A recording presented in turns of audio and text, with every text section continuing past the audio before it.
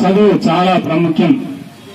ఈరోజు బాబాసాహెబ్ అంబేద్కర్ గారు రాజ్యాంగం రాసి మనలాంటి పేద ప్రజలు చదువుకోవడానికి మంచి సదావకాశాన్ని కల్పించారు. ఈరోజు నేను లా చదువుకొని మీ ముందు మాట్లాడగలుగుతున్నానంటే ఆయన పెట్టిన భిక్ష. కాబట్టి ప్రతి ఒక్కరు చదువుకోవాలి, చదువులో రాణించాలి.